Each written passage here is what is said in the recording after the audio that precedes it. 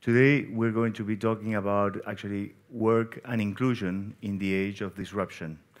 The original focus was on trade, but we thought that it would be more important actually to be talking about this subject, which I think embraces us all. It has an impact on all of our lives. We will see that there are major challenges ahead in terms of the transformation of the work environment. This will have, of course, implications on trade, but way beyond trade.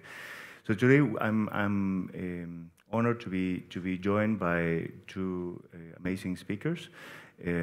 First, Gustavo Beliz. He is the General Director of Intal, which is the integration arm of the Inter-American Development Bank, and he's also a former minister. And he's been doing amazing work in terms of updating the strategic agenda of Intal and bringing new subjects in terms of the technology disruption and what kind of impact it will have on Latin America. And also Alejandro Melamed, who's the CEO and founder of Humanized Consulting. Alejandro brings a different perspective, which is more of the corporate perspective. He has been doing, he was VP of major corporations with focus on human resources, and he's basically helping large corporations to rethink the future of work, and he will bring that perspective. And then finally, I'm Ignacio Peña. I'm the founder of Surfing Tsunamis, a catalyst for abundance, inclusion, and regeneration. And basically, I'm working to transform Latin America into a region of innovation. And I'll be talking about the inclusion in Moonshot, which is a proposal that I'm developing together with the Council on Foreign Relations for the next G20, which would basically be a major initiative to prepare humanity for accelerated change, accelerated technology change. So with that, without further ado, Gustavo, if you'd like to start, maybe talk about the technology and the technology tsunami and also the rainbow. Rainbow. Okay, thank you so much, Ignacio. I brought the presentation. Yeah, I'm not sure if we're having a problem with the decks. You need help?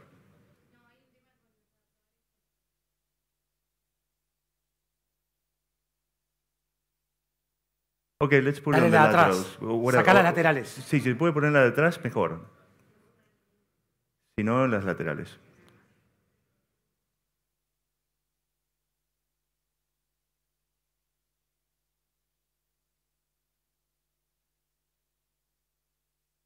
Okay, okay. If you can put it on the laterals first, it's okay. So we can start.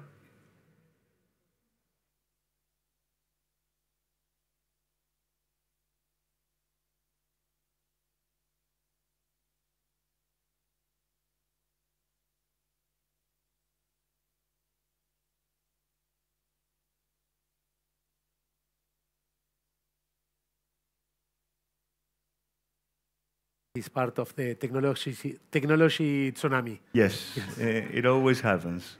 We brought the Murphy law. Yes. Always. I'm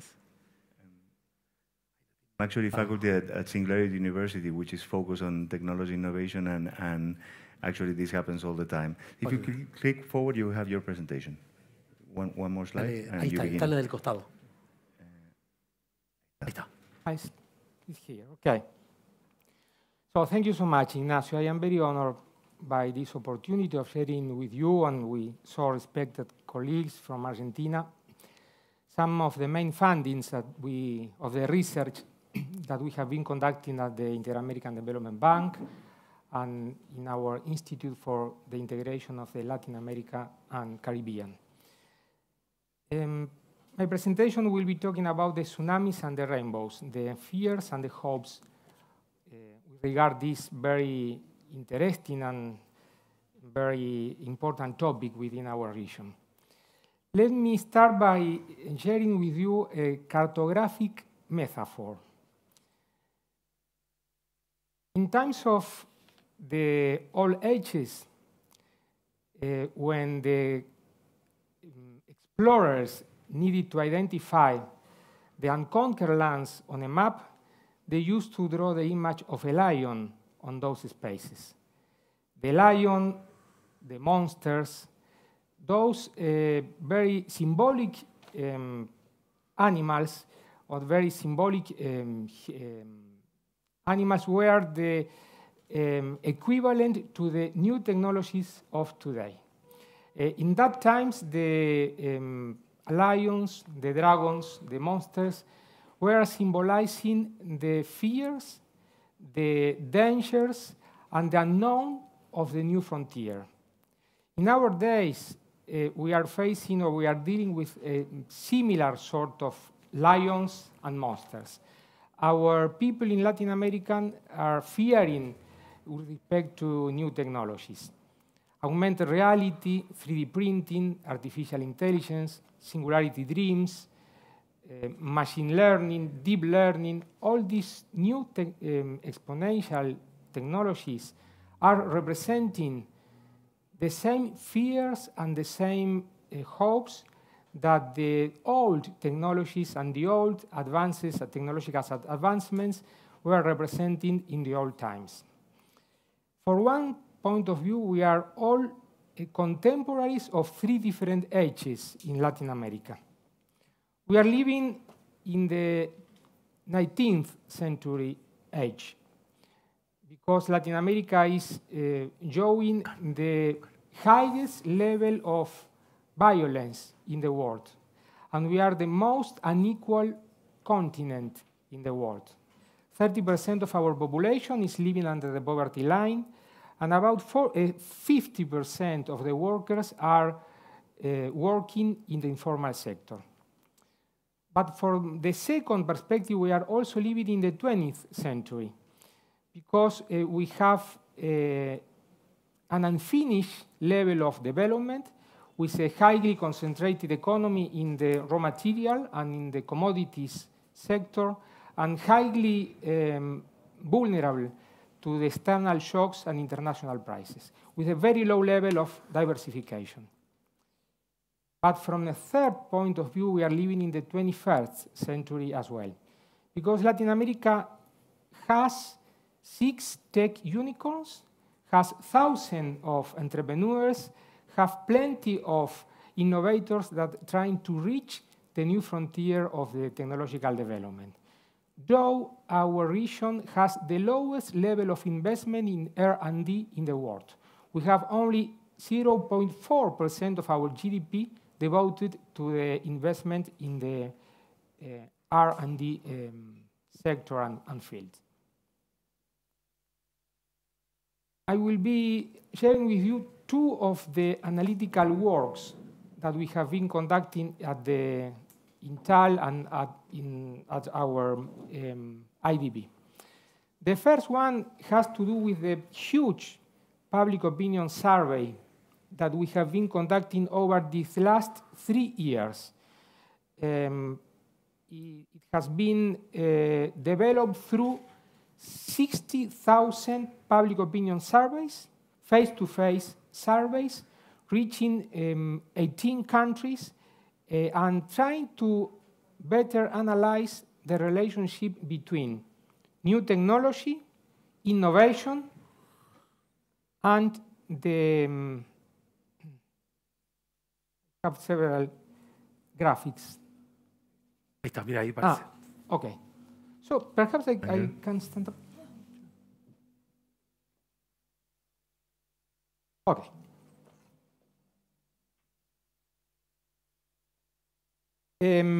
I was saying, this public opinion survey tried to reach this new frontier of knowledge, taking into account the different relationships between technology, innovation, trade, and integration.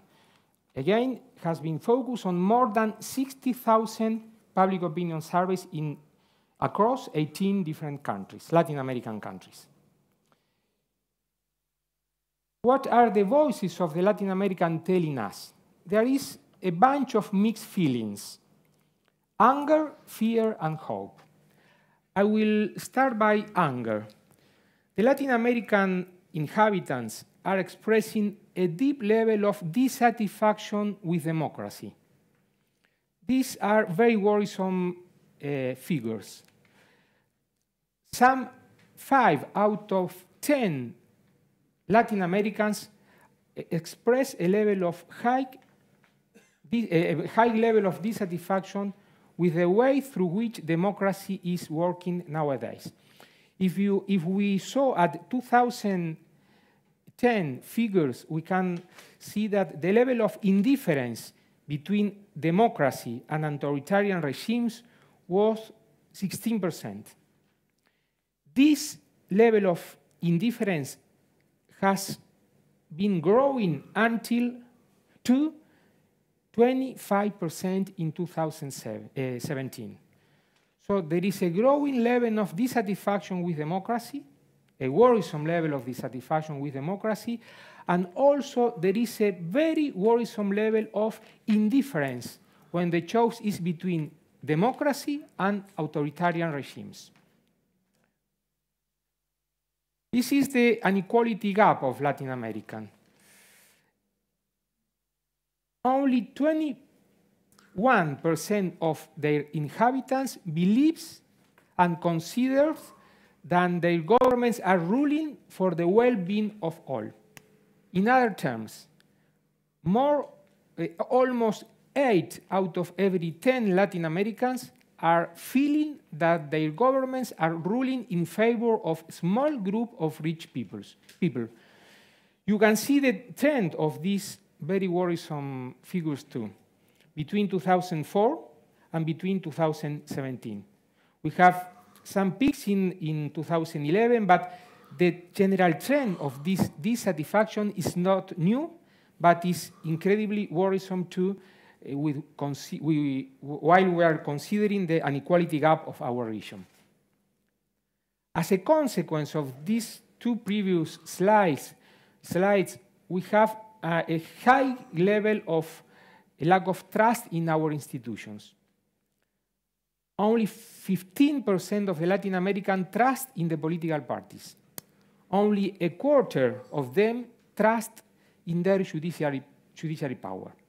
So this could be named the institutional gap of the Latin American people, of the Latin American system. And finally, the interpersonal trust of the Latin American is showing the lowest level in the world.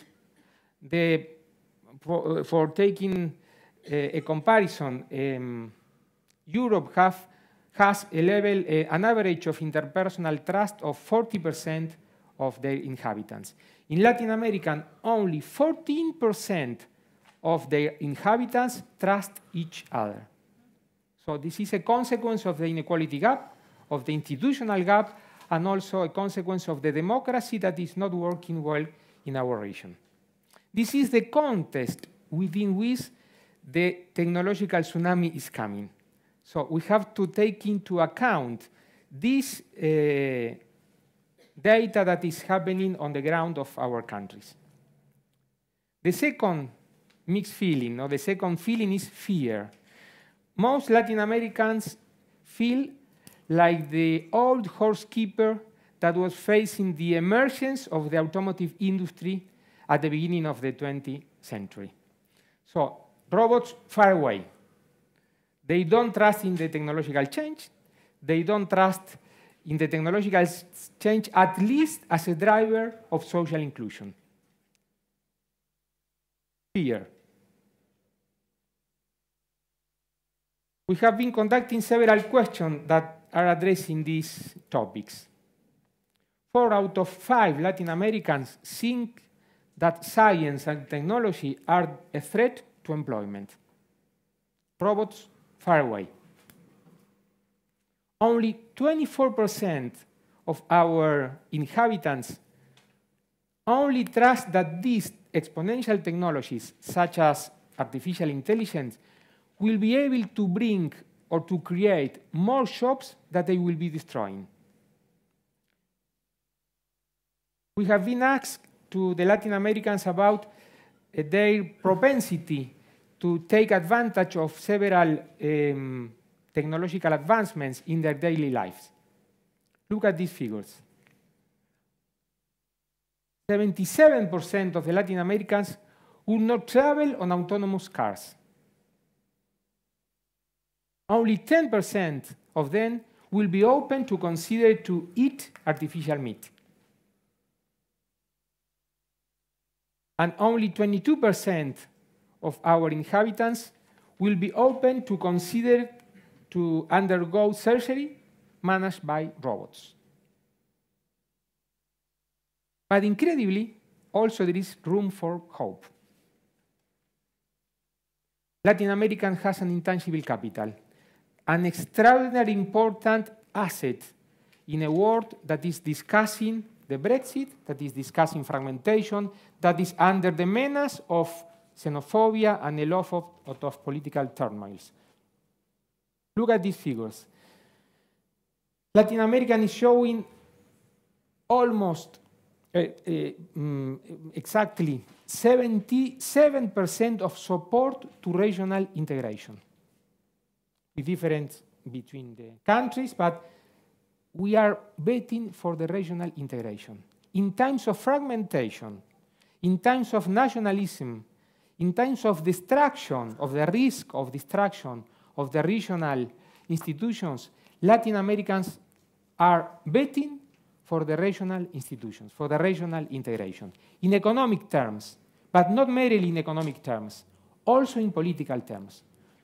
It's a lower level of support, but 62% of the Latin Americans are also betting for the political integration. And we are also betting for globalization. This is an astonishing conclusion of our study. In Latin America, the average is about 8. Almost 8 out of every 10 inhabitants consider that globalization is a way for economic growth. Again, in times of discussion, of times of rejection of the idea of globalization, the Latin Americans are betting, are supporting in a very strong way the possibility of globalize our economies. But this is not a blank note, because 88% of them is also claiming for the free mobility of workers. So, globalization is a twofold experience for the Latin Americans. In one hand is the free movement of goods, but in other sense is a free mobility of workers. The human dimension of globalization is so important, is such important as the economic dimension of this phenomenon. And lastly, this is another amazing conclusion in our study. About 30% of the Latin Americans only have 1 meal per day. Only have 1 meal per day, 30% of them. Within this scenario, this population of extreme poverty, a quarter of these people owns a smartphone. 25% of the Latin American within a deep level of deprivation is the owner of a smartphone.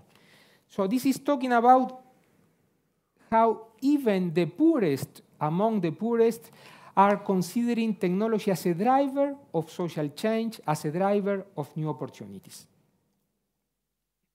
This is the second study that we have been conducting. Ignacio, please tell me about the time, because, but I will be ending in about 7 minutes. This is the second study that we have been conducting. Its name is Robotlution. Has gathered more than 40 experts from all over the world, very high-level institutions, and is aimed to better analyze and understand this phenomenon from a multidimensional perspective. Our main message here is as follows. Latin America needs a socio-technological contract. In other words, we need to transform the exponential technology into a more important possibility of integrating our poorest people in the region. We have to transform the exponential technology in a driver of social inclusion in Latin America. This is the main opportunity that we are facing. This socio-technological contract means the following. The future of work is not deterministic. It needs to be shaped. The great challenge of create jobs at a massive scale cannot be achieved by markets alone. It needs a whole consulting of different groups in the society, of different expertise, of different levels of involvement. But we need a roadmap, we need a social technological contract.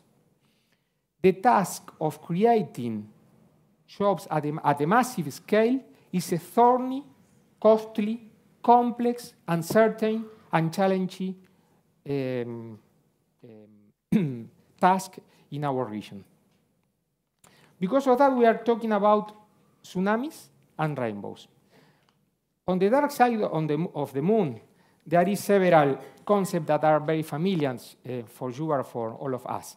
Uberization, the advancing or the proliferation of the digital platforms and the proliferation of the freelancers workers.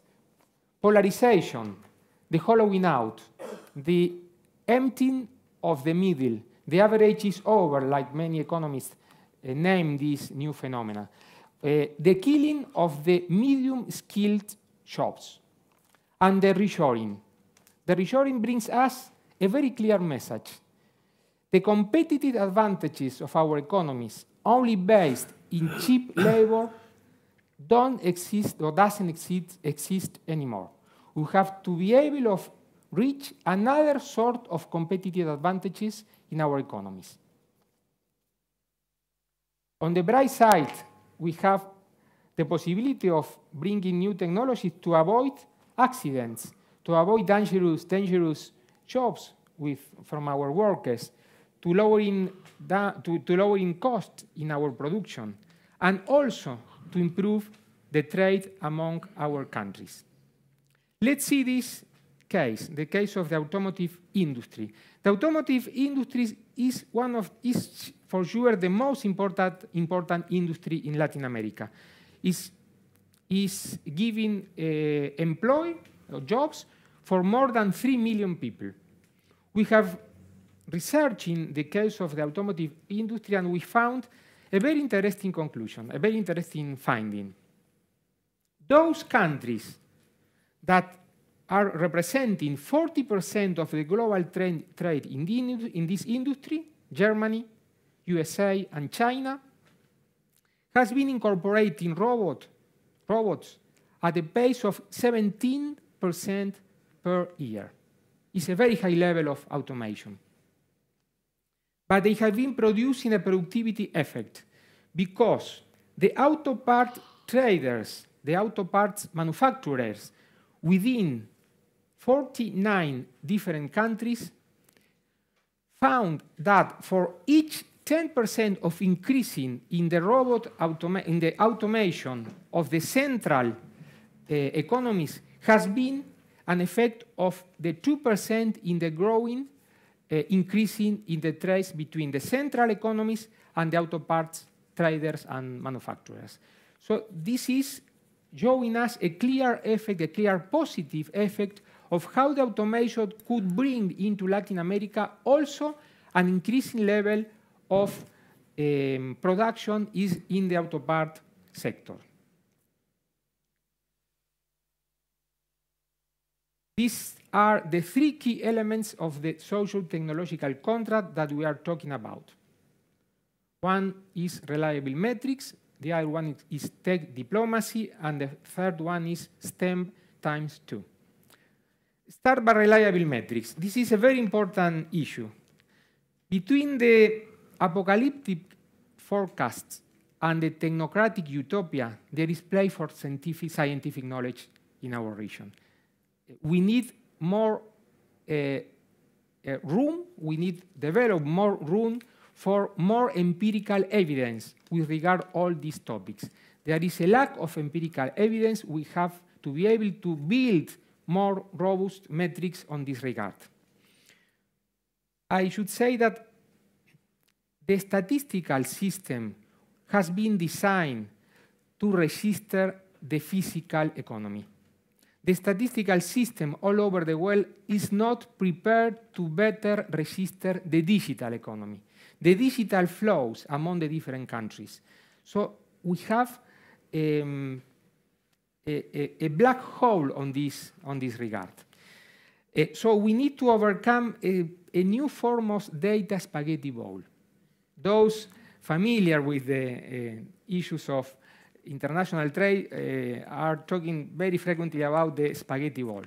A new form of a spaghetti ball has emerged in our countries. Is the lack of reliable information. So, if knowledge can create problems, it's not through ignorance that we can solve them. And the risk of ignorance without reliable metrics, reliable methodologies, and reliable public accounts on these regards that are not merely the public accounts that are taking account of the GDP, we are in a serious problem. I will mention very briefly two of the main methodologies that are trying to capture this new phenomenon. From Oxford University, Carl Frey and David Osborne has been trying to capture the risk of automation in the main economies. They are talking about an average risk of 70% of the whole shops in risk of being replaced by robots in the next 10 or 20 years. The problem with this methodology is that it captures the shops as a whole without distinguishing the different activities that are comprehended inside each different jobs. If we take another methodology from McKinsey Global Institute or from the OECD, we have a much lower level of risk of the shops in terms of being automated in the next future. But for sure, they are talking about a risk of between 5 and 15% of shops that could be completely automated in the next future. It's a much lower level of likelihood. But for sure, some 60% of the current jobs will have at least 30% of their tasks involved within them under risk of being replaced by machines in the next future. Secondly, we have the challenge of tech diplomacy. Our main message here is the effects of automation are not automatic. The automation cannot be put into the hands of the automatic pilot. It's a very complex challenge that needs to be addressed with a multidimensional number of sort of different policies. But our main problem here is as follows. We are trying to read the new challenges of trade with the lens of the 20th century. We are trying to read the new realities with old lens. And we are trying to speak or talk about new trade with the language of the 19th century trade. Nationalism, protectionism, trade wars, and so on.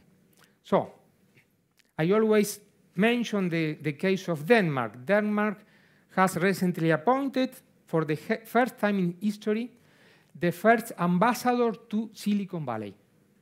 Denmark is the most developed country in terms of digital in Europe and has taken the decision of appointing a digital ambassador to Silicon Valley. We have captured some benefits of another very important task to be done. Our countries need to incorporate the technological dimension into the trade agreements. We have been studying 146 trade agreements in the region, and they are showing a clear effect when they are incorporating tech content in their negotiations. There is an increase in the sophistication of their exports, and there are a shortening in the digital gap among the countries which are signing the different trade agreements. So we need to strengthen this very important trend in terms of discussing the tech content within the trade agreements. And finally, related to the previous finding, Latin America need a plan, need a roadmap, need to do what the rest of the world is doing right now. For example, Europe, some of you are from Europe, is discussing the civil law rules in robotics, the importance of human rights in relationship with robotics, with the emergence of robotics as a massive scale. China has recently launched a massive strategic plan to develop artificial intelligence. USA has launched two different initiatives, both very important. They are seeking to fill more than 100,000 jobs in the area of cybersecurity. And they are also addressing the challenge of artificial intelligence like a strategic roadmap in the whole country. Australia has been conducting a very interesting study with regard to automation advantage. They are not talking about automation risk. They are talking about automation advantage. They are trying to build those advantages within the economy and the social sector. And the whole Europe is working on that. The whole Europe has been working, launching, calling for a strategic action in the 4.0 industry. France, Holland, Germany, Spain, Portugal, United Kingdom. They are all working with the certainty that this sort of challenge cannot be resolved, cannot be solved, cannot be shaped by the market alone. Needs the convergence of the state, the public sector, the NGOs, the academy, and also, of course, the governments. The third point is STEM times 2, the education challenge. Peter Saskin, one of the leading experts that we called for our book, is from United Kingdom, says that in the future, all the works will be gray-collar works. All the workers will be gray-collar ones. So the time of blue-collar worker and white-collar worker is over. Because of that, we have to think about strengthening, of course, the hard skills, science, technology, engineering, mathematics. But we have to build this second set of skills in our education system. Emotional skills, managerial skills, social, technical, executive, mental. Saskin also says that there is two ways of dealing with robots. The first way is competing with them, like Garry Kasparov. Garry Kasparov once competed with a robot, with a deep learning machine, and he once said, machines have calculations, humans have understanding. Machines have objectivity, we have passion. Passion is an indispensable skill that robots doesn't have, at least up to now. So the first way of dealing with robots is competing with them. The second way of dealing with robots is not competing with them, but to build them. Because of that, the importance of the hard skills that we are talking about. Science, technology, engineering, mathematics. In the future, these sort of skills will be blended into the same scenario because we will have to coexist simultaneously to perform jobs in a better way.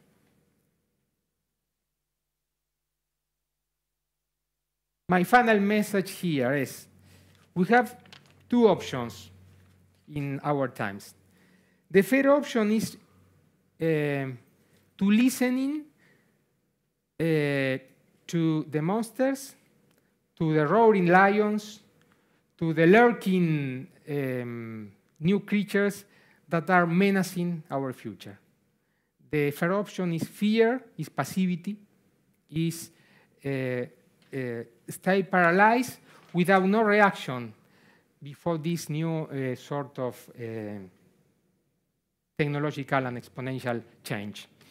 But if the tsunami is coming and if the storm is close, we need to be aware about the necessity of a radical transformation within our education, production, and, of course, innovation system within our countries.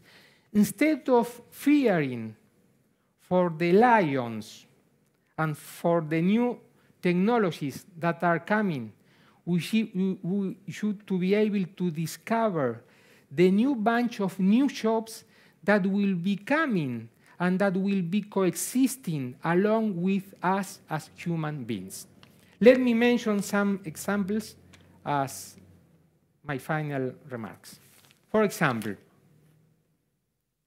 bioengineers working in biofactories for manufacturing intelligent foods. E-regulators lawyers for digital reputation. Robotization trainers for the human-machine interaction. Human waste recreators for the circular economy. Digital fintech planners for cryptocurrencies liabilities.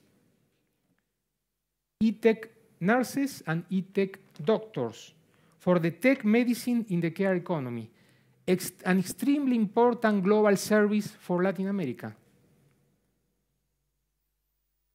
Cyber city data translators for smarter urban policies. Cyber ethics philosophers and anthropologists to prevent human rights abuses. 3D master chefs for innovation through printed meals. Shareability auditors for a safer sharing economy. Augmented reality coaches for a more efficient level of sports. Intelligent material fashion designers for the creative industry within Latin America. Nanotechnicians working for more sustainable grids for the eco-energy efficient in our countries. Ed mentors training tech teachers in micro schools for a more personalized educational system. Nutritionists and gardeners for urban orchids. And crowd tourist trainers for the possibility of democratizing and introduce more transparency into our judiciary power. Summarizing, instead of just listening to the monsters on the map, you should be listening to the wise words from the wisest men. The best way to predict the future is to create it. Thank you.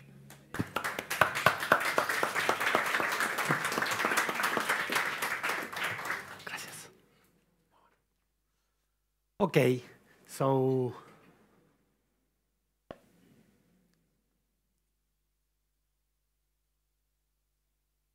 with this overview and introduction of Gustavo, I want to share with you some of the thoughts regarding the future of work and the work of the future. So I think that there are three different feelings that Gustavo shared with us: hope, angry, or fear. So let's see where we can place the right answer to the questions that we have.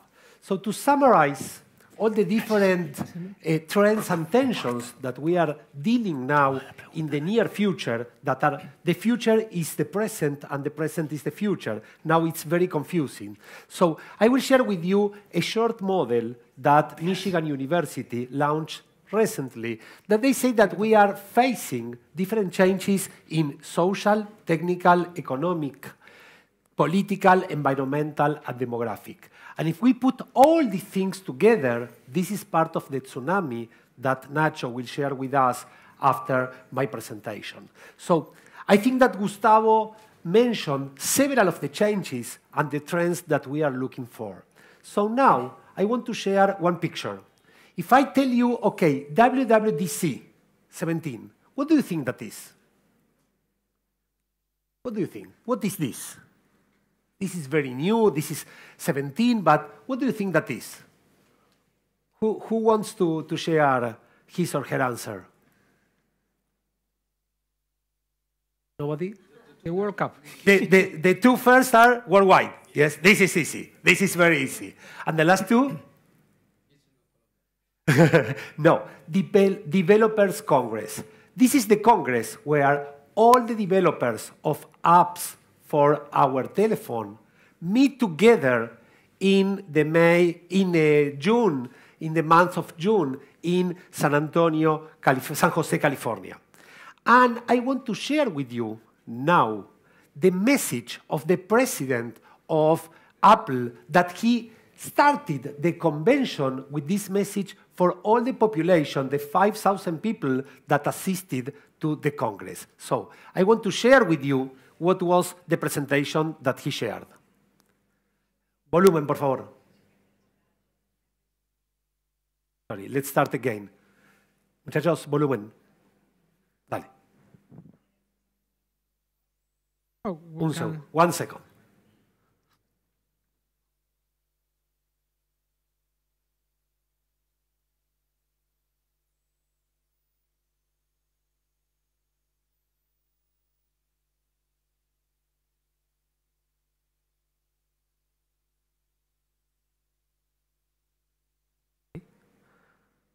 Now, yes. My desk is on the 7th floor. If you need anything, you can call me. Make sure to keep your ID with you because you're going to need to badge in every time you re-enter. It's on the 4th floor, and we generally take lunch about 12:30. For now, yeah. With the big move coming up, it's kind of crazy around here. I promise it's only temporary. All right, thank you.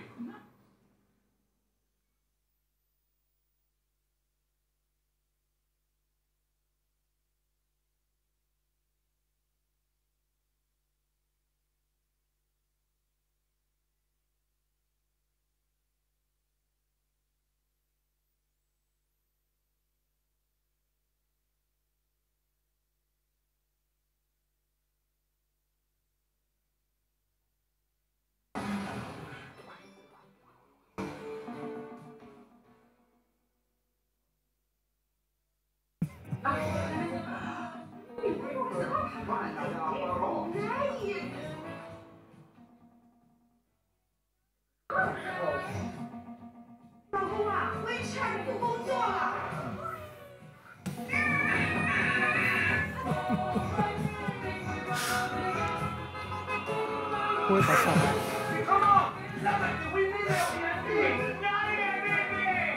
Where are we, man? I don't know, man. I don't even know what city we're in. Look at us!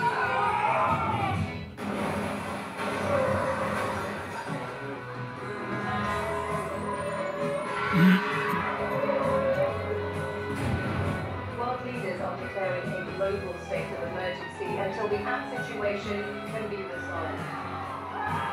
Selfies! Get ready! Selfies! Selfies!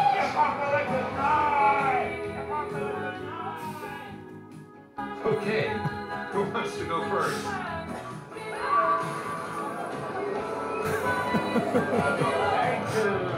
It's right. Do you think we should balance the puppy face? I just ate this whole pizza by myself. Hashtag too delicious to share.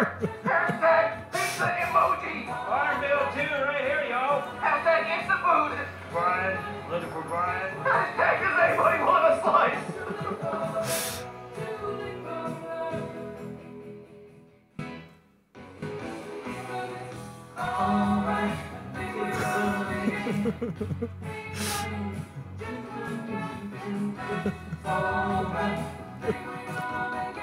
Okay, so 2 main messages here. The first one, we are depending a lot on technology.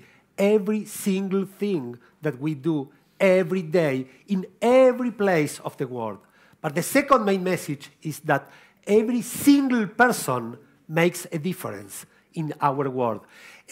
Maybe the newest employee of the company, maybe the newest employee of any organization, you can make the difference for the best and for the worst. But if I show you, volvemos a la presentación, muchachos. If I show you these 2 pictures, who do you think that they are? They are very different people. Who can make an answer of this? Who are those? Different generations, yes, for sure. But if you see here, he's a boy, 10 years old. She's a girl, 82 years old. He's the youngest app developer that assisted to the Congress. And she is the oldest person that assisted to the Congress. And this is the new way how we are working in our world. The new way is that no matter if you are 10 or 82 years old, but if you add value to your job, here is the opportunity for both of us. So this is the new world, and this is the new world where I want to challenge you. What is the meaning of the word work? Do you know that the meaning of the word work, it's very, very dangerous, yes? Because if you see, the origin is a Latin word, is to torture, to inflict suffering or agony. So maybe that because of that, many of us, when we are working, we feel like, okay, I don't like to work more. So this is the very important thing that we need to change in our minds. So let's check the evolution of the work. We come from a world of hands to hearts, and now to heads, and now to hearts. And this is the real change that we are dealing in the words that Gustavo shared with us. Yes, from industrial age to information age, but now we are in the conceptual age. And this is the real challenge that we have. How we are looking the hearts, not only the minds, not only the hands. Sorry. And Gustavo shared with us the different proposals or the different approaches that we have regarding the automation predictions. However, we are here now in Argentina, and it's important for you to know that Argentina has the highest level of predictions of automation. And all the topics that Gustavo covered, I think that are important for us to understand, because the impact is in real people, human beings that are impacted, and the fear is logical if you observe this type of metrics. But not only that, I think that very shortly, I want to share with you the matrix of Levy and Murnane. I think that this is the most comprehensive study that tells us that which are the jobs that have more opportunities to be automated. If they are routine jobs, nevertheless, if they are cognitive or manual, they have the most opportunities to be automated. So these are the typical jobs that we need to check if they are installed or not in our communities.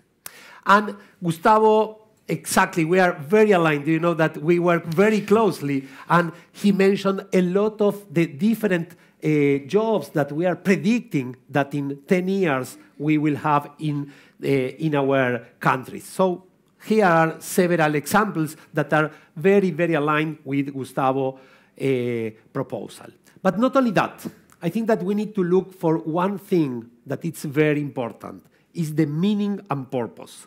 In the future, the new generations will look not only for a job, but also for purpose. How I can change the world, the food, the education, the young people, the old people, health, whatever, the people are looking for purpose and meaning. This is a change in the mental models and the approaches of the people regarding the job. And we are starting the co-era. This is the era of co-creation, collaboration, community, the collaborative intelligence, not only that, connectivity. All of us are connected, cooperation and competency. What is? You cooperate and you compete with the people. This is the new way of working that the future is now. It's not 10 years. It's now in the new year that is starting. And the big challenge that we have is the real diversity. This is not only a claim diversity. I think that we need to understand that diversity is a fact. However, inclusion is a practice, but the real goal is equity. Equity in all the meanings that we have, and not only gender. Yes, gender is one of the topics that we need to cover. Not only gender is the challenge that we have. And Gustavo told us regarding the freelance economy, we need to understand the meaning and the impact of the freelance economy, that not necessarily is informal, it's very formal. And if you ask me, the real change in the mindset is that from up to now, the people work for a company and work in a company. In the future, the people will work for many companies and not inside the company. This is more freedom for everybody, more opportunities for all of us in different fields to cross-facilitate between the people. And here are the top skills, the top 10 skills that we will need to develop for the near future. And this is interesting because we are changing from 2015, 2 years ago, to the new skills and competencies that we need to develop to 2020. And if you check here, the big difference is one of the topics that Gustavo shared with us, the emotional intelligence, how we connect with people. This is not only the traditional way of looking the STEM, yes, science, technology, engineering, and math. This is a new way to connect between us in the future. And I will give you a new idea regarding STEM. Yes, agree totally with Gustavo. This is not only the STEM with the 4 letters, but we need to look for STEMpathy. This is STEM plus empathy. How we connect with people, how we develop not only our minds, but also our hearts, because everybody wants to be connected with the heart of the other person.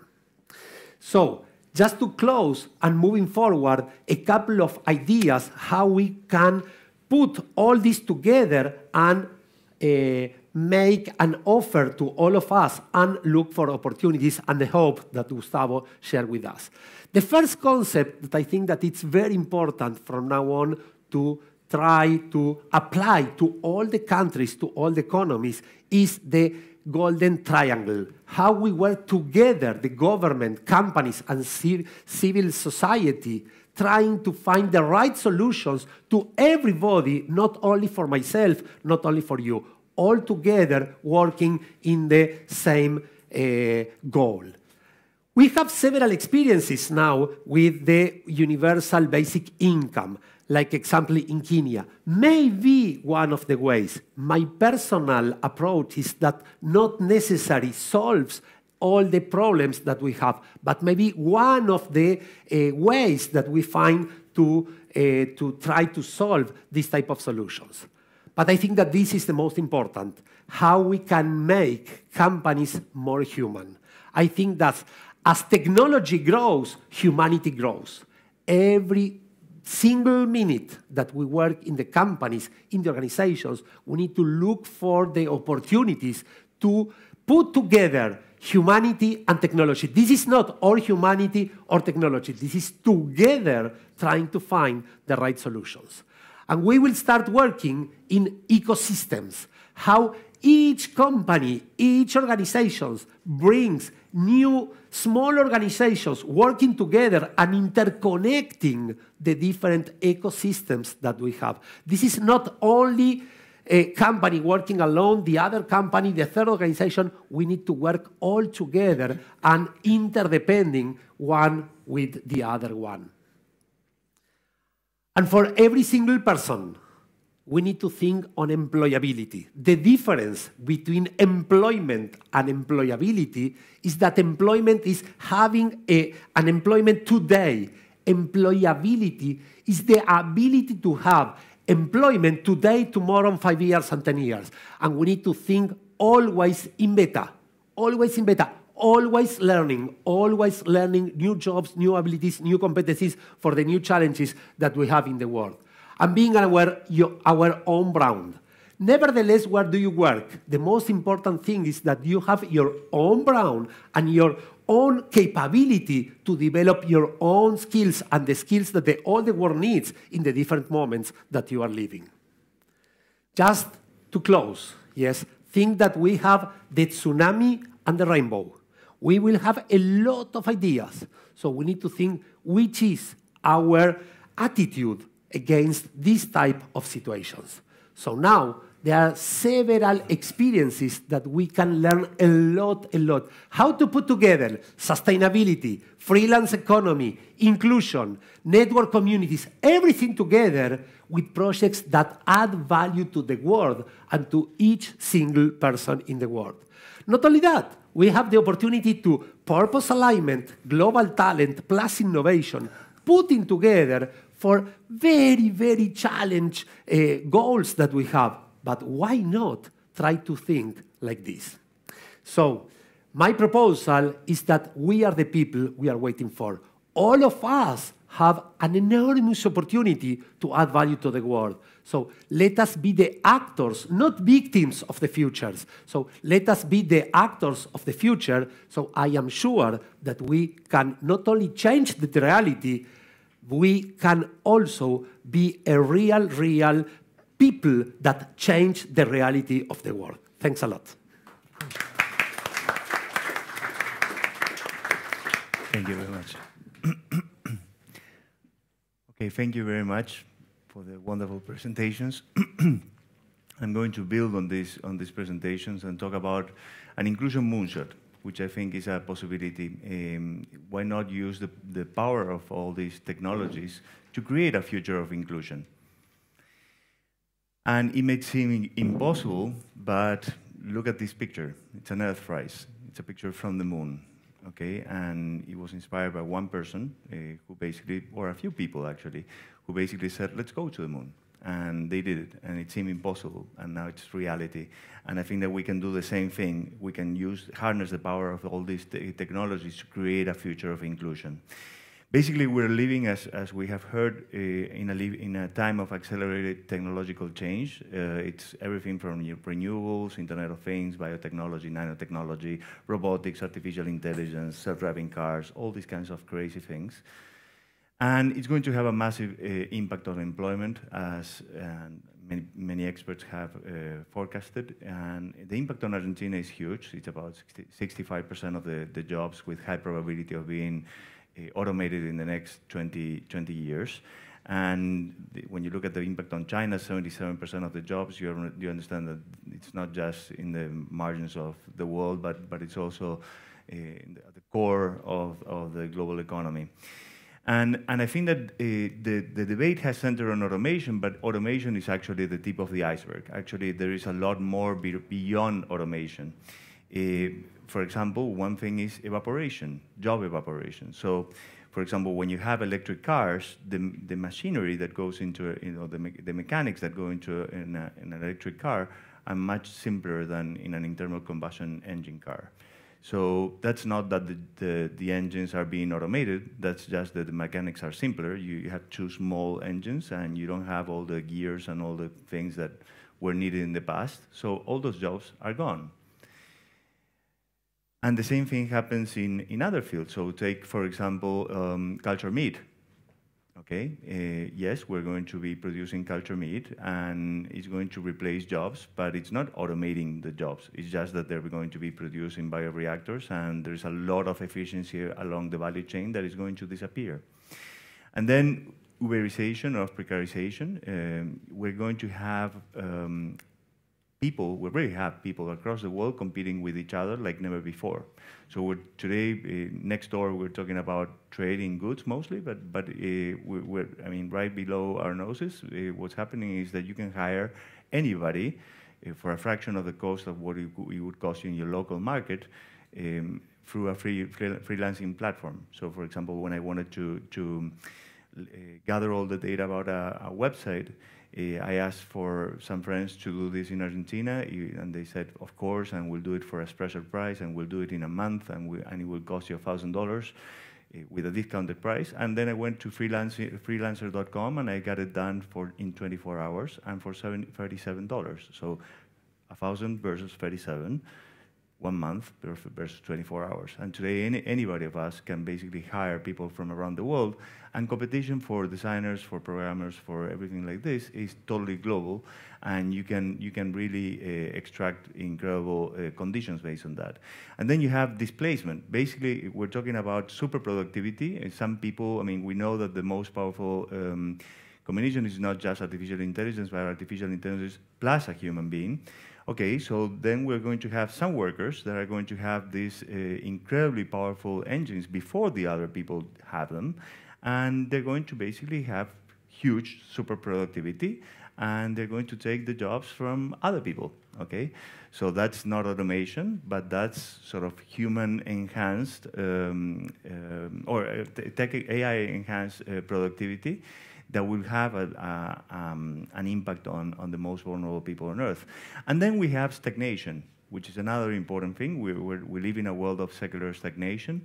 And when you look forward and you see that today humanity is indebted like nowhere at no point in history. I mean, the debt levels in the world are higher than at any point in history. And when you consider that in the last 50 years, we grew beyond our means, basically by sacrificing the ecosystems, and you look forward and you see that the impacts on climate change are very real, then it's very clear that in the next 30 years, it's going to be difficult to have inertial growth in the global economy. And when you think about the impacts of this, I mean, this is just the impact of Uber, one application.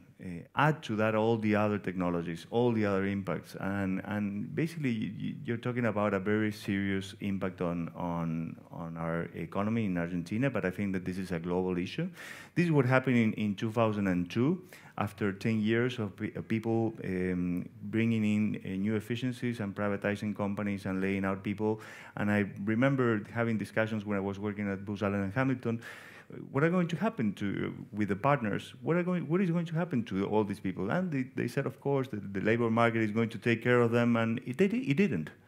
It didn't. These people basically began piling up, and at some point the situation became untenable, and then we had an explosion, and it's not pretty, and we're still paying the price for that. And when you consider that Argentina has 50% of the population without high school diplomas, and when you consider all the impacts that we have seen, basically, we're in a very fragile place, okay? And we're working very hard to make it more sustainable and resilient. But the question is how? And there are 4 paths or 3 paths that most people talk about. One is education, the other one is safety nets, the other one is activating growth engines, and then the other one that I think that people are not talking about enough is innovation.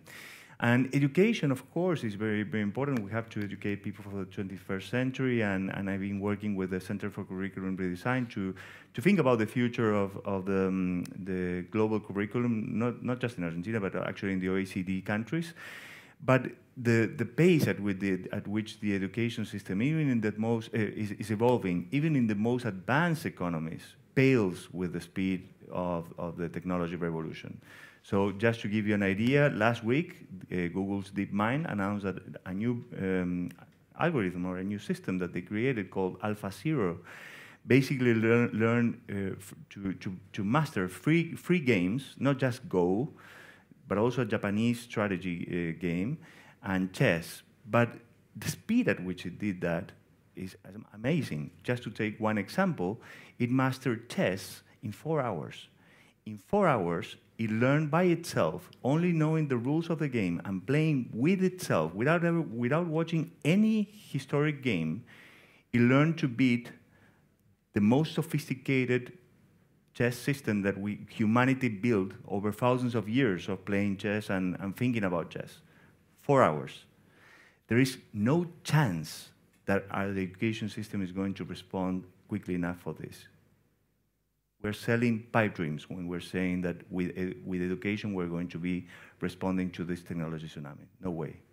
Of course we have to do it, but we have to do it for other reasons, not because it will provide a socioeconomic response, but actually because education is the way in which we uplift people and we enable them to flourish. But then we have to look for other solutions. Another solution is growth engines. So we could think about renewables, for example. Well, it generates 10 times more jobs per kilowatt than gas and fossil fuels. Okay, so that's one of the things, entrepreneurship and all these things. It's certainly something that we have to do. But compared to the impact, it's not enough. And also, you're not going to you're not going to have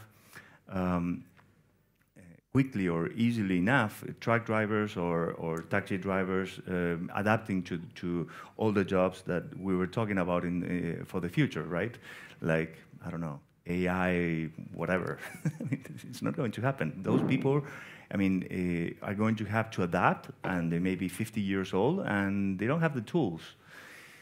Another thing, and the growth engines are not showing themselves not to be powerful enough. Then safety nets. Okay, we could think about basic universal income, tax the robots. And here's my question. Okay, if you're in Silicon Valley, that may sound reasonable, but if you're in Latin America, what robots are you going to tax? It's unsustainable. It's not scalable.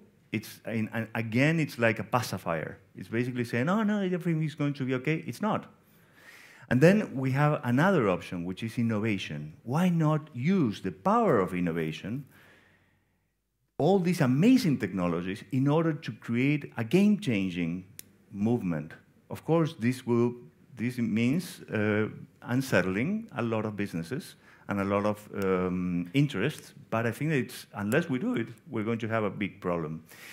And what I'm thinking is basically we can create a wave of exponential inclusion if we use these technologies. We can basically create technologies that will lower the cost of basic necessities by 10 times, by 100 times, by 1,000 times, and even more.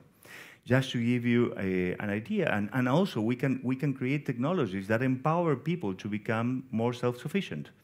So that when we don't, when a segment of our population doesn't have a job, they don't need to rely on a government handout in order to survive, but actually can use technologies that they can buy with a very low income, or that they can be provided in order to have a good quality of life. Just to give you an idea, in terms of education, you all know probably about Khan Academy. It's basically one person who sat in the closet of his room for 1 year, put 3,000 classes, 10 minutes each, on YouTube, and that was seen by over half a billion times. Okay, probably already more than 1 billion times. And it changed the lives of many, many people, and it brought a new paradigm, and many people have copied. Zero marginal cost. Zero marginal costs. Why aren't governments embracing this and saying, okay, let's do this properly? If this can be done with zero budget, what could be done with $100 million? Okay? And then we have tablets that cost less than $50. We could provide all the textbooks that every kid needs for free today. Why aren't we doing this? Okay? There's no justification except, okay, it's going to make some people uncomfortable. What is the political cost? Yeah, but what is the political cost of having your country fail? The same thing could be applied to health. So, for example, there is a new ultrasound device called Butterfly. It costs $2,000. It replaces $100,000 ultrasound devices. Same performance, 50 times cheaper. Okay, so why not accelerate the development of technologies and breakthroughs like this, and also accelerate the deployment of these technologies so that we can provide unimaginable quality of life for everyone on Earth. We could give other examples. So, for example, we could overcome hunger. I mean, today, who are the hungry? It's basically people in Africa and South Asia, but they are typically smallholder farmers. So they have a few hectares, but they just don't have the fertilizer, they don't have the tractors, they don't have all this machinery. But these people are going to have a smartphone. So what if we put all the knowledge of humanity in these smartphones and we gamify the process of creating abundance of food in a very small plot of land? You could create an abundance of food in a few hundred square meters to provide plenty of food and an income for a family of 4. It's been done. It's just that the techniques are very sophisticated and it's very expensive to have experts on permaculture, for example, assisting these people. But with these technologies, we can scale it. We could make it zero marginal cost. So these are just some examples. Another example is Embrace. Just an infant warmer, an incubator, basically created by Stanford students, a bunch of Stanford students, no budget. They created an incubator that cost $200 instead of $20,000, and it's even better. So, and we could think about 3D printed houses that are built by swarming robots with biomaterials. We could basically create extremely low-cost houses that provide food, that provide capture water from thin air, and we could use the power of innovation in a creative way with breakthrough initiatives. So next year we're going to have the G20 in Argentina. And we're actually going to have also the IDB meeting in Argentina for its annual session. So what if in these sessions, the politicians came together and instead of bringing incremental changes, and we begin, what if instead of us reading about the handshakes between Putin and Trump, they brought in something really bold. They brought an initiative that prepares humanity for accelerated technological change. And it's been done in the past. Let me give you an example of what a bold initiative could be like.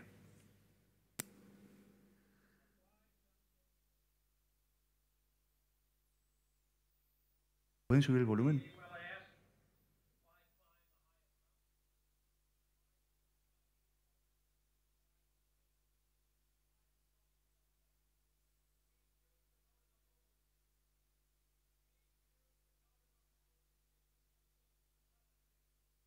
Because they are easy, but because they are hard.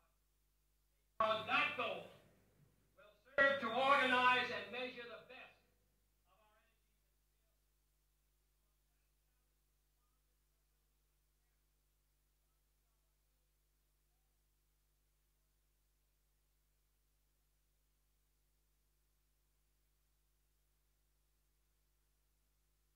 And the result of that is a few years later, we had this.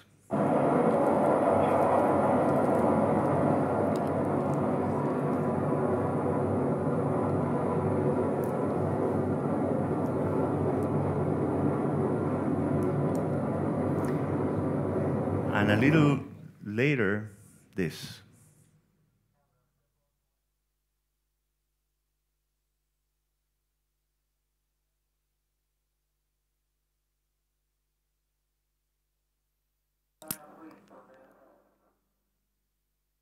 So this was done decades ago, and it still moves us.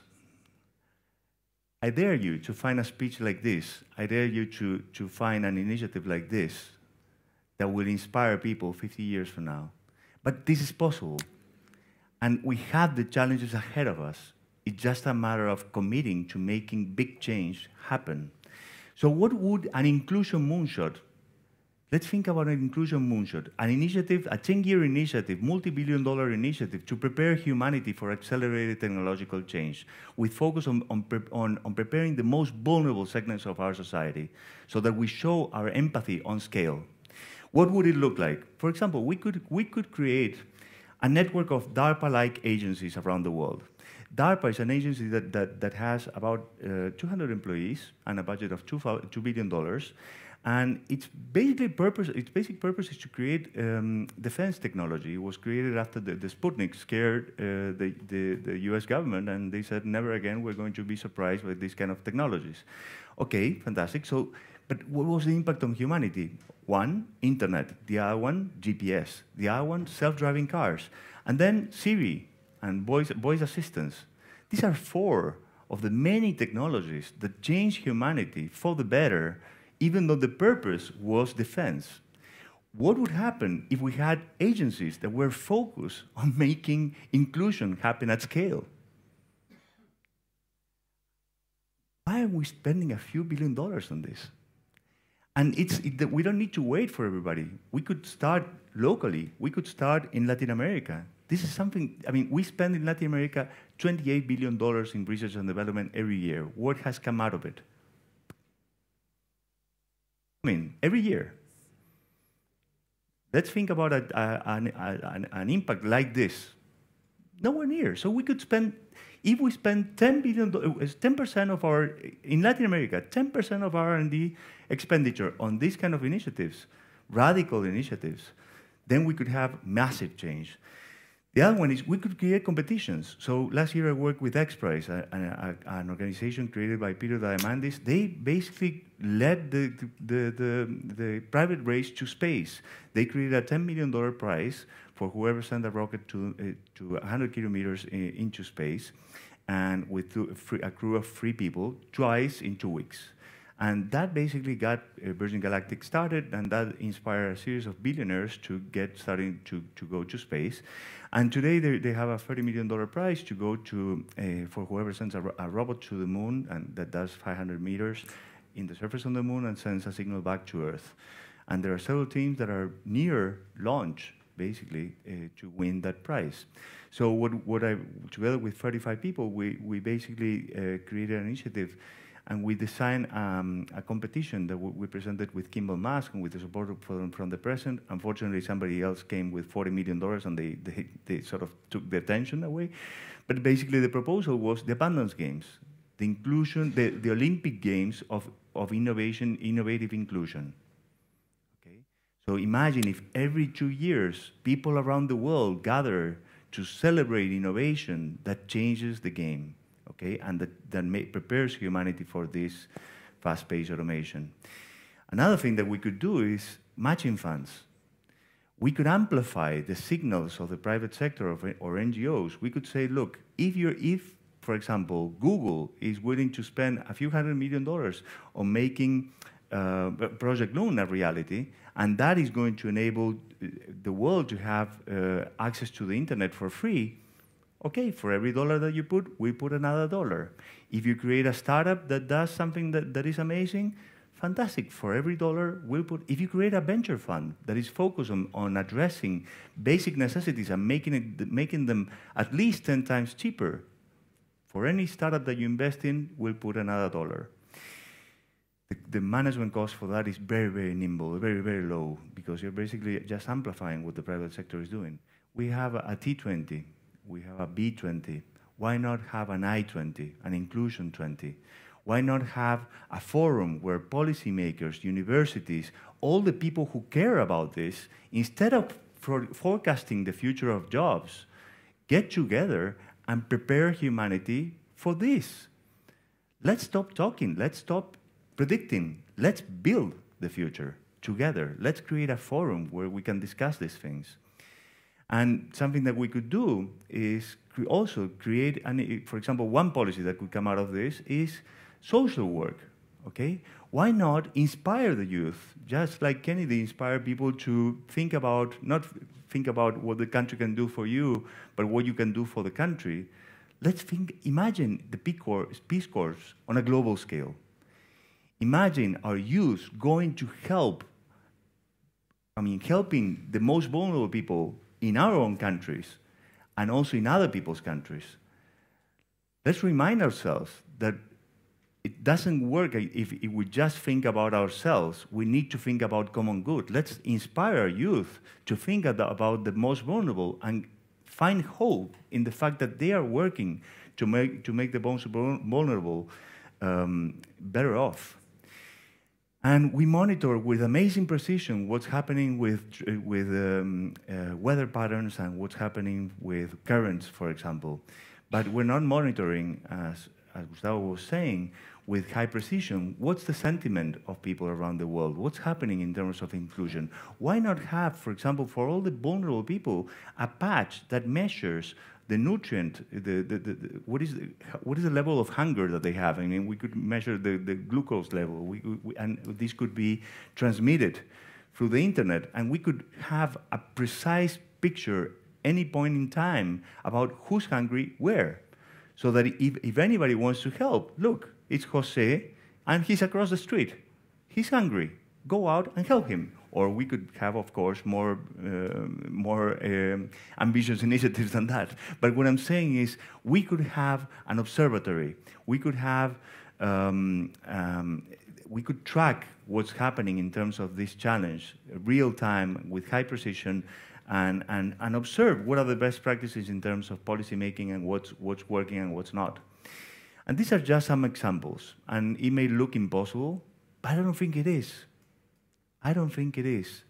Just like we saw the picture of Earth from the moon, something that was considered impossible until it happened, I think that Nelson Mandela reminds us that this is perfectly possible. It's just a matter of doing it. So I'm basically just one person saying, okay, why not have the leaders of the world do this? And if they don't do it, okay, let's do it ourselves, because it's not that impossible. These are some initiatives that are ambitious, because we have to be ambitious. But if that fails, there are other alternatives, and we can get moving until our leaders basically realize that they need to get moving as well. Thank you.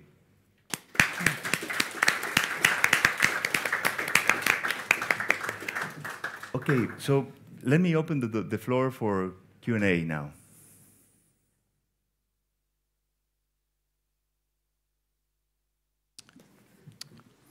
Yes. Hi, is this on? I'm Carlos Primo Braga. I'm a Brazilian economist. Nobody's perfect.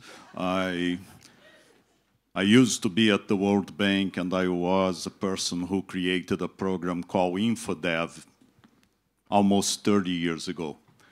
And one thing, nowadays I'm a professor at FDC in Brazil and IMD in Switzerland. And one thing that I always tell my students is that to predict where we are going in terms of population is relatively easy. To predict economics, I always quote John Kenneth Galbraith. Economists only make economic predictions to give respectability to astrology. But to predict technology, it's basically impossible. But there is one thing that most people would argue. There are many wonderful things happening, and technology creates many opportunities. At the same time, it's becoming a major factor in terms of income distribution, and actually towards more inequality. So what concretely would you recommend in terms of doing in this respect? I just heard that education is important, but it takes too long. Innovation, yes, but innovation will only accelerate this process where some will be the super winners in this process. And just to illustrate, in the 1990s, we had a project to bring a school through the internet to the middle of nowhere. The middle of nowhere in this case was Uganda. We had a school there that we put with solar panels, access to electricity, and a disk to connect to the satellite. Just one professor had access to the computer, and this was very difficult logistics. We spent many months discussing what were the potential problems of this project, but we decided to go ahead. It was a small project, a grant of $200,000. But then the project did not work because there was one thing that nobody considered, the monkeys. The monkeys would come and play around with the satellite dish. We would lose sight of the satellite. We could not continue the transmission.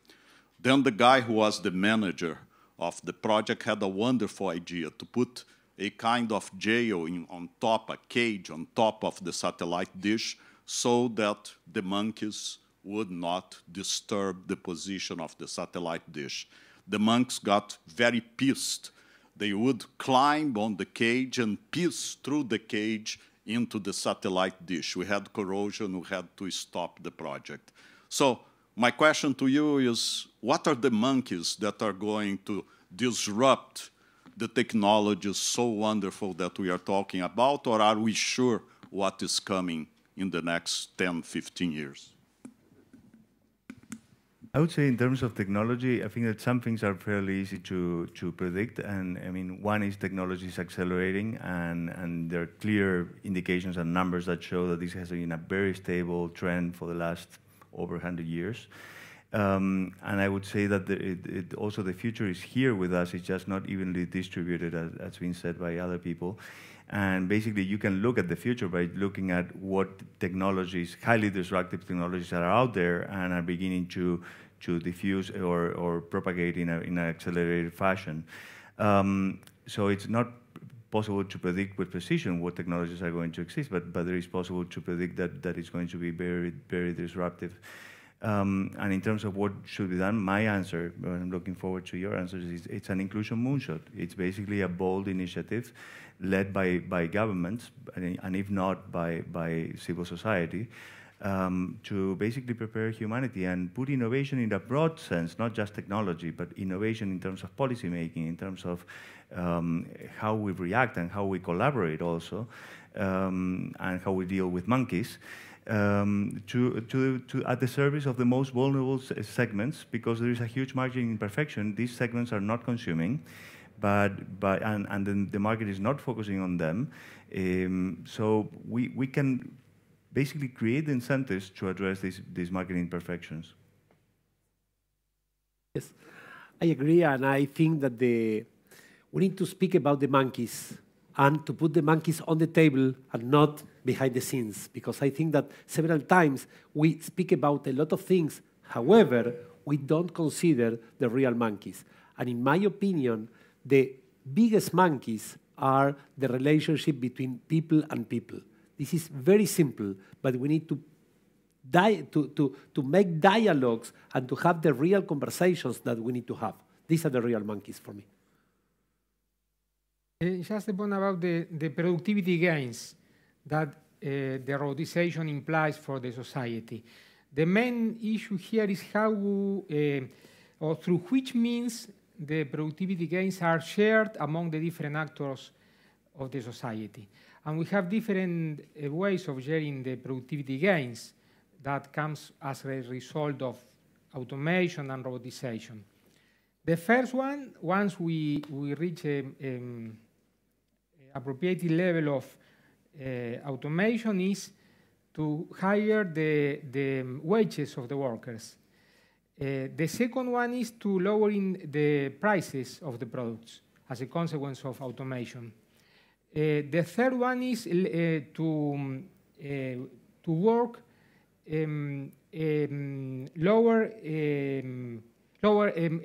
less hours, working less hours to promote different activities to the workers without being working. And the fourth one means of sharing the productivity gains within a society is to establish the correct incentives in order to promote the investment of the productivity gains into the production system.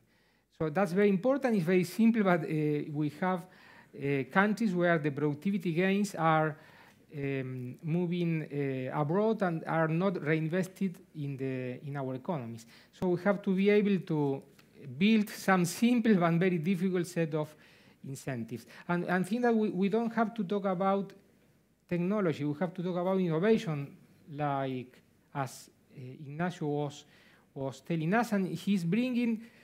I am a fan of Ignacio and his proposal, because he's bringing us in this session a set of extremely landed proposals, very specific and very interesting set of proposals. Our country, as the president of the GD20 summit, have an extremely important possibility and opportunity of bringing this sort of topics on the table. We have two options before the next G20 summit. The most disappointing options would be just shaking hands and just discussing about the next G20 declaration, discussing about the line of declaration, the tune, and some words within that declaration. And this proposal is more ambitious and brings us hope, and is putting on the table very specific measures and possible initiatives. Perhaps we have to choose 2, 5, 3, 4, or build 2 other topics, but in this same spirit, bringing on the table not merely the leaders, the G20 leaders, but also the academicians, the business sector, the private sector, the civil society, who are currently dispersed in different working groups that are talking about theoretical problems, but that are not landing in the solutions of the very specific challenges. So I celebrate your presentation, Ignacio. I think that you have brought us a very a specific set of tools to be developed in this next 10 months, from now to October or November. And we have a very rich process with a lot of NGOs in the roadmap. Thank you, thank you. I'm being told that we don't have, well, maybe we take one more question quickly, and because I've been told that we don't have any more time, but we can continue the conversation, of course. I mean, we're available, so please.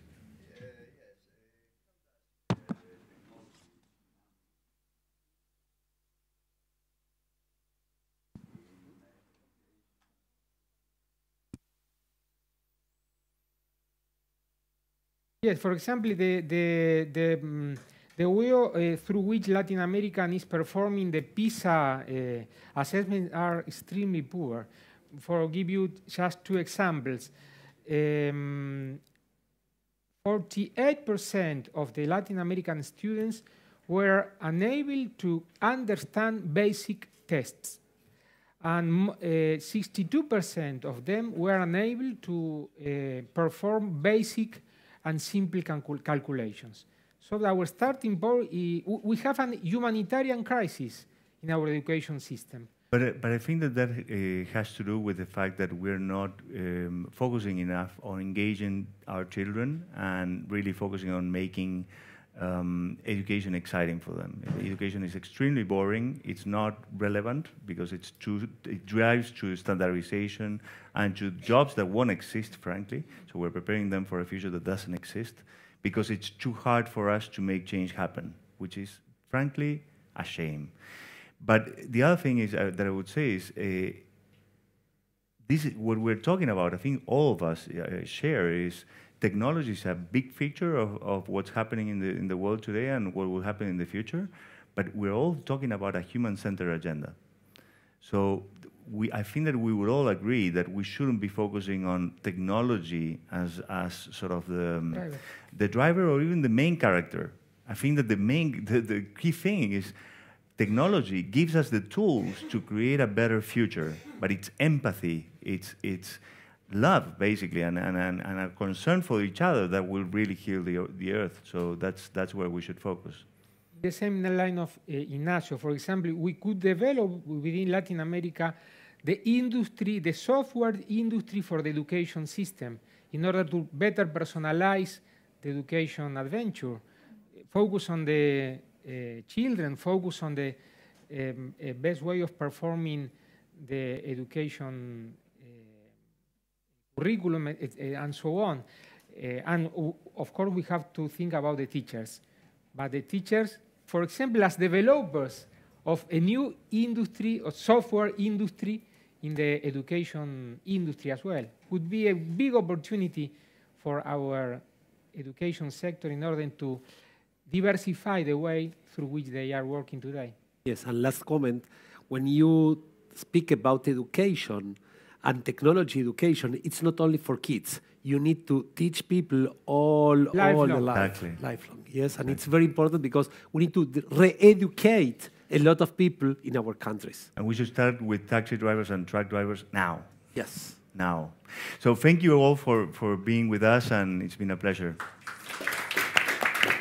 And thank you for the panelists as well. No,